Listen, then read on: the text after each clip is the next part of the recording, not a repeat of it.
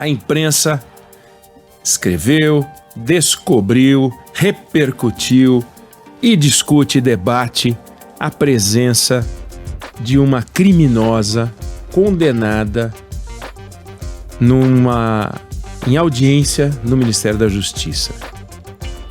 Luciane Barbosa, mulher de um traficante preso, compareceu ao Ministério da Justiça em 2 momentos, abril e maio. E aí, o jornal Estado de São Paulo revelou essa presença dela. Ela foi condenada a 10 anos por organização criminosa, associação para o tráfico, e é absolutamente inconcebível a gente imaginar que uma bandida consegue ir para uma audiência no Ministério da Justiça. É inacreditável imaginar que essa senhora é recebida por uma autoridade, o secretário de Assuntos Legislativos, que a encaminha para uma outra autoridade, que é o secretário nacional de Políticas Penais, é recebida pela ouvidora nacional de Serviços Penais, é recebida pelo diretor de inteligência penitenciária, é de se perguntar o que tem a ver essa palavra inteligência. E começou uma grande confusão em torno disso, porque com estes fatos que eu descrevo, uma bandida vai ao ministério que cuida de combate aos bandidos, Ministério da Justiça e Segurança Pública. É para deixar os bandidos do lado de dentro da cadeia, não do lado de dentro do Ministério da Justiça. No entanto, a bandida estava do lado de dentro do Ministério da Justiça. Com estes dados apenas, com essas informações que eu estou aqui compartilhando, é para condenar.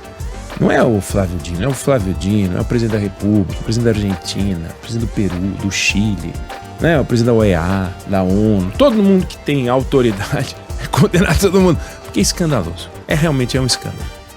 Como é que pode? E aí o Flávio Dino, que é o especialista em dar palpite sobre a vida dos outros, nessa hora calou a boca.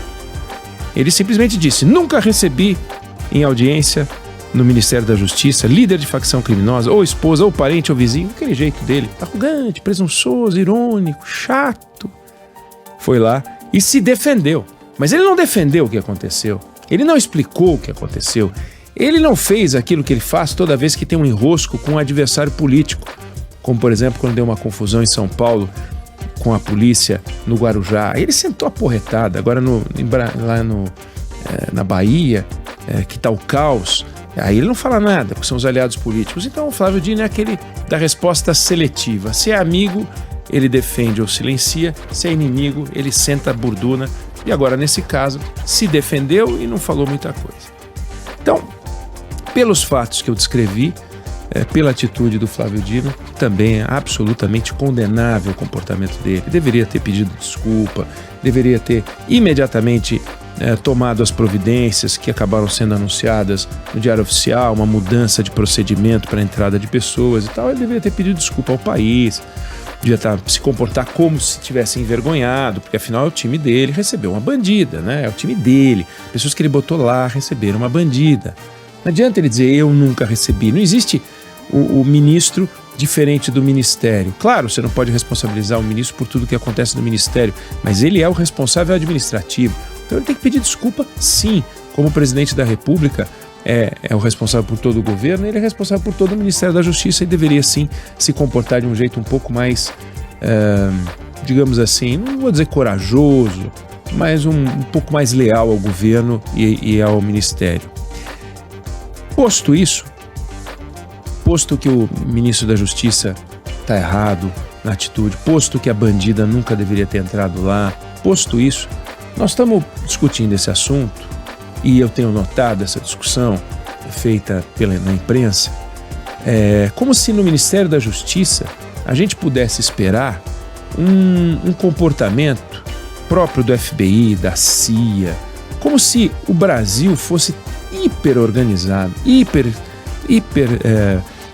arrumado, como se nos palácios estaduais onde trabalham os governadores, como se nas assembleias legislativas, como se em todos os lugares, os outros ministérios, as secretarias estaduais, todo mundo tivesse sistemas de controle incríveis. Só no Ministério da Justiça é que realmente não houvesse um controle, não havia, né? Porque agora começou a haver um controle razoável.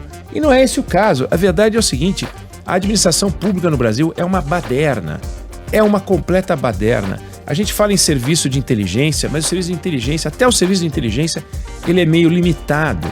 Veja o que aconteceu no 8 de janeiro. Os caras conseguiram invadir os prédios públicos. Cadê os sistemas de inteligência funcionando? Cadê o sistema de inteligência da polícia funcionando? Cadê a polícia funcionando? Cadê os sistemas de controle funcionando? Não tem sistema de controle que funciona coisa nenhuma. Então é aquilo. Uma ex-deputada, e aliás o Brasília é repleto de ex-deputados, ex-ministros que pedem audiência e conseguem audiência por essa posição, porque são ex-deputados, ex-senadores, ex-ministros, ex-secretários, ex-qualquer coisa.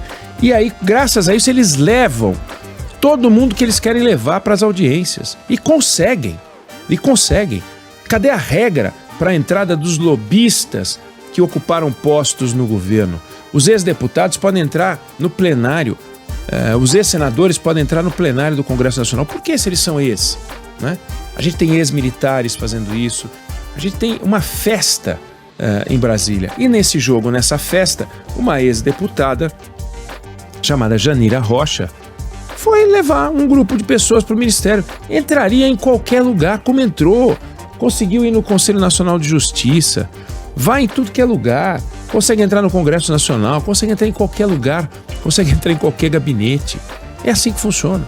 Talvez agora não entre mais no gabinete do Presidente da República, mas já entrou gente no gabinete do Presidente da República que não puxaram a capivara para saber se era bandido, se não era bandido, se tinha folha corrida, se não tinha folha corrida. Os sistemas de controle no Brasil são ridículos.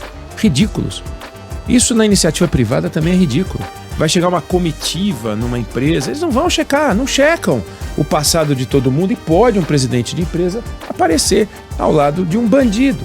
E essa pessoa, essa tal Luciane Barbosa, essa gangster aí, só não estava do lado do Flávio Dino por acaso. Não é que o Flávio Dino já sabia, porque quando ele fala assim, nunca recebi em audiência no Ministério da Justiça líder de facção criminosa ou esposa ou parente ou vizinho, parece que ele checaria a capivara dessa cidadã. E mais, e se ele checaria e não orientou ninguém no Ministério a checar, ele também está fazendo um trabalho porco. Deveria ter exigido desde que entrou uma checagem, que não exigiu. Então ele também, mais uma vez pela nota dele, mostra que está errado. Mas a gente tem que tomar muito cuidado para não achar, cobrar. Olha, eu sou crítico ao Flávio Dino, já deu para perceber várias vezes, fiz críticas ao comportamento exibido dele, a essa mania dele de falar sobre tudo e todos, desde que sejam adversários, e elogiar tudo e todos, mesmo que esteja errado, desde que sejam aliados, né? Mas nesse caso aqui, a gente não pode botar a régua lá em cima e falar, nossa, que coisa absurda, como que eles deixaram entrar? Eles deixam entrar qualquer um. Esse foi o que o Estadão pegou. Quantos vagabundos já passaram pelo Ministério da Justiça? Quantos vagabundos já passaram por todos os ministérios, pelo Congresso Nacional e pelo Palácio do Planalto e pelo Supremo Tribunal Federal? Eles entram. Não há sistema de controle, não. Então, esse caso pode ser importante, pode ser um divisor de águas, para a gente começar a pensar num sistema de controle verdadeiro, eficiente, que deixa os bandidos do lado de fora dos gabinetes, se possível do lado de dentro da cadeia. Isso sim. E não a gente ficar fazendo um carnaval em torno de uma história que é um nojo, que é uma vergonha, mas a gente só subir a régua porque é o Ministério da Justiça, aí fica uma briga ideológica.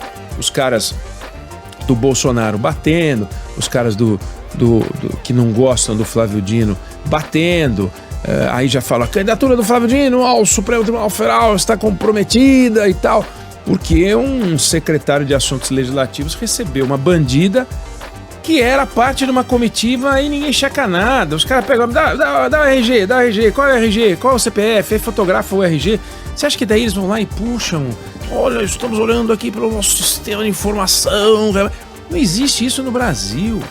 Isso não existe no Brasil. Quero saber aonde é que existe esse sistema de controle institucionalizado desde há muito tempo. Agora, muita gente, talvez a partir de agora, comece a colocar. Tomara que a gente coloque. Agora, não vamos subir a régua só porque se trata de um exibido polêmico que é o ministro Flávio Dino. Esse episódio é lamentável, merece críticas, merece reflexão, mas não vamos achar que ele era um ponto fora da curva, não. Ele era a curva. Eu não sei se você concorda ou discorda, mas essa é a opinião que eu tenho sobre o assunto.